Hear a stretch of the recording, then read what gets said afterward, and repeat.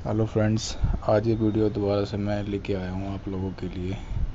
ये वीडियो मैं आज इसलिए बना रहा हूँ क्योंकि लोगों ने बहुत ज़्यादा क्वेश्चन पूछने शुरू कर दिए थे, तो फिर मैं हैरान ही गया। इतने क्वेश्चन पूछने लगे बच्चों के, उनका कोई भविष्य ख़राब ना हो, करियर ख़राब ना हो। तो बच्चों को बहुत प्रॉब्लम होती है इस प्रोजेक्ट के रिलेटेड, तो इसलिए मैंने इस प्रोजेक्ट को आगे कंटिन्यू कर दिया। और भी बहुत सारी दिक्कतें होती हैं, तो उन दिक्कतों की वजह से मैं वीडियो नहीं बना पा रहा था, लेकिन कोई प्रॉब्लम वाली बात नहीं है।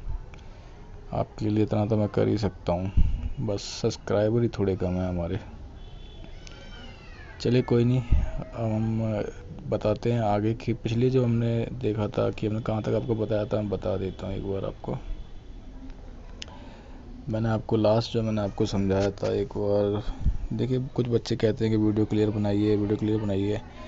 वीडियो तो मैं क्लियर ही बनाता हूँ, लेकिन आई डोंट नो वाई जब मैं अपलोडेड कर देता हूँ उसके बाद अपने आप क्वालिटी ख़राब हो जाती है। तो इसका कुछ मुझे प्रॉब्लम समझ में नहीं आया। मैंने बहुत कोशिश किया, पता नहीं चला कैसे होता है ऐसे ही। खैर, लेकिन फिर भी मैं कोशिश कर रहा हूँ कि आप लोगों को समझ में आ जाए। ये सेक्शन एंड एडिशन वाले पॉइंट तक मैंने समझाया था, चौथे पॉइंट तक, कि अगर जिन लोगों ने मेरी वीडियो नहीं देखी है तो वो मेरी वीडियो को देख ले जाके, और आगे उसके बाद मेरी सारी वीडियोस को पूरा ढंग से देखें, बार बार देखें, और शेयर भी करें और जानकारी लेते रहें, और सब्सक्राइब भी करें प्लीज़ यार। तो उससे आपको ये रहेगा कि आगे क्या वीडियोस क्या बनाना है, आपको आइडिया लग जाएगा कि मुझे क्या प्रोजेक्ट में करना क्या है, जिससे आप पास हो जाओगे। क्योंकि मैंने खुद ने प्रोजेक्ट बनाया था, तो यकीन मानिए इस तरीके से बनाने के बाद मुझे बहुत अच्छे नंबर मिले थे, और 60 नंबर मिले थे मुझे 100 में से। तो बुरे नंबर नहीं होते 60 यार। तो आप भी अगर 36 भी होता तो भी पास हो जाता आदमी। चलिए मैं आगे का पॉइंट आपको बताता हूँ, स्टार्ट करता हूँ।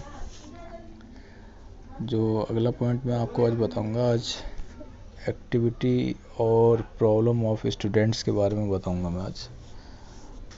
देखते हैं कहाँ तक बता सकता हूँ मैं आज। एक्टिविटी में क्या करना होगा, देखिए 6 से 8 यानी कि 2 पेजों का ये है एक्टिविटी।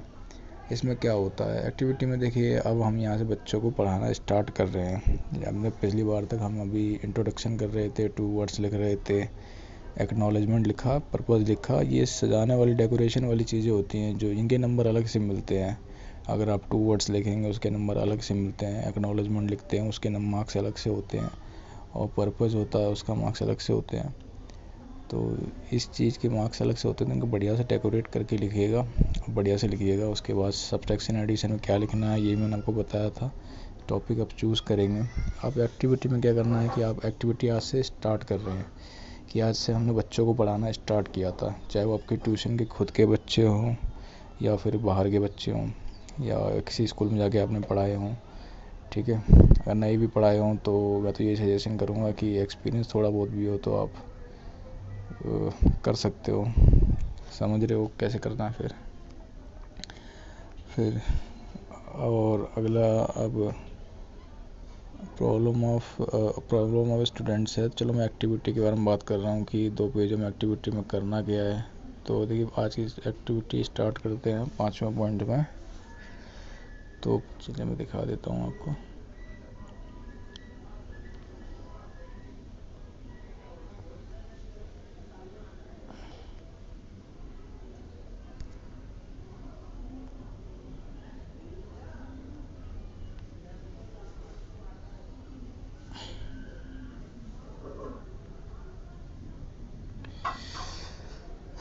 तो पहला एक्टिविटी का जो पहला दिन होगा वो ये होगा कि जैसे मान लो कि आपका नाम कुछ भी हो, तो अगर आपका नाम सुमेश हो, राकेश हो, चाहे कोई भी हो, कोई भी आपका नाम हो, तो ये मैंने हिंदी में लिखा है। अगर इंग्लिश में है तो आप इसको इंग्लिश में ट्रांसलेट कर लीजिएगा, और हो सके तो आप लंबा लंबा ट्रांसलेट कीजिए, बढ़िया बढ़िया सा, ताकि जितना आप बड़ा बड़ा लिखेंगे, स्पेस दे के, गैप दे दे के लिखेंगे, उतना ही बनेगा। तो 30-40 पेज का आपको खींच देना किसी।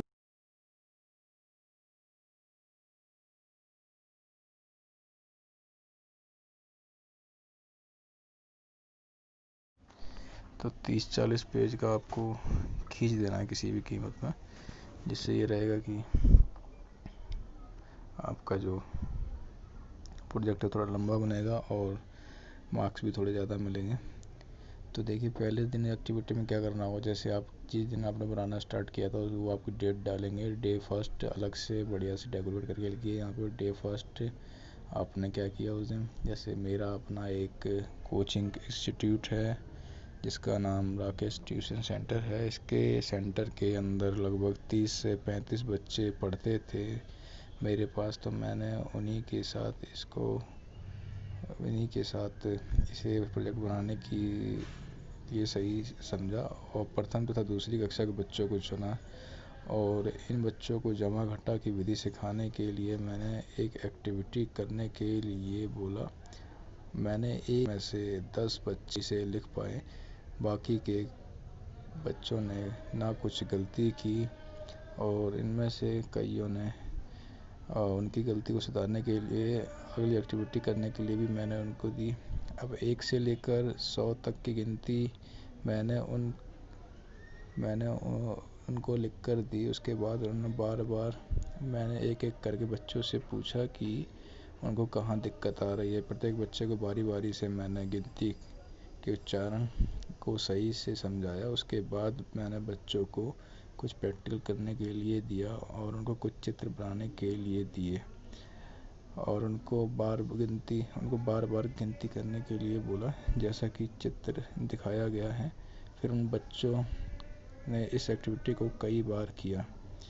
ठीक है, और ये तो आपका एक पेज ये हो गया। 6 से 7 आपको मैं जैसे मैंने बताया था एक पेज ये हो गया और दूसरा पेज मैं आपको बता देता हूँ। और एक एक करके बच्चों को पूछा कि उनको कहाँ कहाँ क्या दिक्कत आ रही है। ये तो हो चुका है। फिर उसके बाद अगला दिन स्टार्ट कर देंगे उसी में 3 तारीख। जैसे कि आप जो भी डेट तो एक रेगुलर डेट डालिएगा। जैसे आपने एक सीक्वेंस से चलिएगा, 1 तारीख से शुरू किया तो फिर 2 तारीख 3 तारीख इस तरीके से लगभग 20 क्लासेस तो होने चाहिए, 20-25 क्लास। तो उन बच्चों का एक बार टेस्ट लिया और उनको दोबारा मैंने 1 से 100 तक गिनती लिखने का। तो उन बच्चों ने 100 तक गिनती लिखी और उसके बाद ये जाना कि किस तरीके से ना आगे सिखाया जा सकता है। इस टेस्ट के बाद मैंने पाया कि मेरे 22 बच्चों ने इसे सही किया और इससे मैं काफ़ी खुश हुआ। जिससे मेरा प्रयोग कामयाब रहा। तो ये आपका ये समझिए एक्टिविटी में आपको इस तरीके से करना है कि आज बच्चों के साथ फर्स्ट डे पे मेरे साथ क्या हुआ, सेकंड डे पे मेरे साथ क्या हुआ, 2 दिन का मैंने आपको बता दिया। ठीक है फ्रेंड्स, और इसमें आप अपनी अलग से लाइन और जोड़ सकते हैं। जो एक्टिविटी में 2 पेज का मैंने आपको बता दिया, 6 से 8 पेज का। ठीक है, उसके बाद प्रॉब्लम ऑफ स्टूडेंट्स की हम बात करेंगे। प्रॉब्लम ऑफ स्टूडेंट्स में क्या प्रॉब्लम उनको आई थी। ठीक है फ्रेंड्स, चलिए वो भी मैं आपको वही बता देता हूँ क्या प्रॉब्लम आई थी। तो आपने यहाँ तक समझ गए होंगे कि 2 ये हो गई हैं।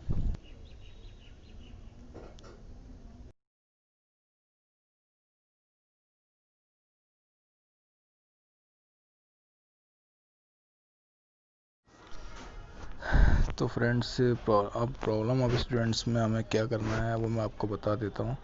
देखिए, प्रॉब्लम ऑफ स्टूडेंट जो पॉइंट नंबर 6 है, तो उसमें ये आपको करना पड़ेगा कि आप अगर नेक्स्ट डेट डालेंगे उसमें, ठीक है, और क्योंकि डे बाई डे हमें आगे बढ़ना है और ज़्यादा से ज़्यादा हमें देखिए, मैं हो सकता है मैंने थोड़ी लाइनें कम लिखी हूँ तो आप थोड़ी सी लाइनें अपनी तरफ से ऐड करके चलिएगा। हो सकता है मैंने 3 लिखी हूँ, आप 5 कर दीजिए, जहाँ 5 लिखे हो वहाँ 7 कर दीजिए। लेकिन थोड़ा सा तो आप बना सकते हैं ना, बना के लिख सकते हैं। अगर फिर भी आप इतना करते हैं तो एटलीस्ट पासिंग मार्क्स तो आपको अच्छे से मिल जाएंगे और भी अच्छे मार्क्स मिल सकते हैं।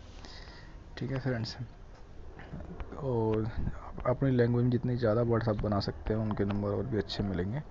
तो अगले डे से फिर मैं क्लास में पहुंचा तो प्रॉब्लम और स्टूडेंट वाले पॉइंट में हमको क्या करना होगा, फिर से बच्चों को विनती लिखा है लेकिन गिनती की प्रॉब्लम के बारे में जानने के लिए टेस्ट लिया और बारी बारी से बच्चों से हमने पूछा कि उनको क्या क्या परेशानी आ रही है नंबर को पहचानने में। उसके बाद उनकी इस जितनी भी प्रॉब्लम थी उनको मैंने नोट डाउन किया और उनको लेकर मैं अपने स्टडी सेंटर अपने टीचर के पास गया और उनसे इस पर राय ली। तो उन्होंने मुझे बताया कि ज़्यादातर प्रैक्टिकल चीज़ों पर ज़्यादा ध्यान देना चाहिए और उनकी अगले दिन फिर क्लास में पहुंचा। मैं अगले दिन फिर उसको लेकर क्लास में पहुंचा तो फिर क्या हुआ, नेक्स्ट डे अगले डेट की डेट डाली है। आज मेरी क्लास में जो भी बच्चे आए हुए हैं उनको मैंने, ज़रूरी नहीं है कि जो प्रैक्टिकल मैंने किया वही प्रैक्टिकल आप करो, लेकिन फिर भी मैं आपको बता रहा हूँ। तो ये नहीं कि सबके सब एक ही प्रैक्टिकल कर बैठे।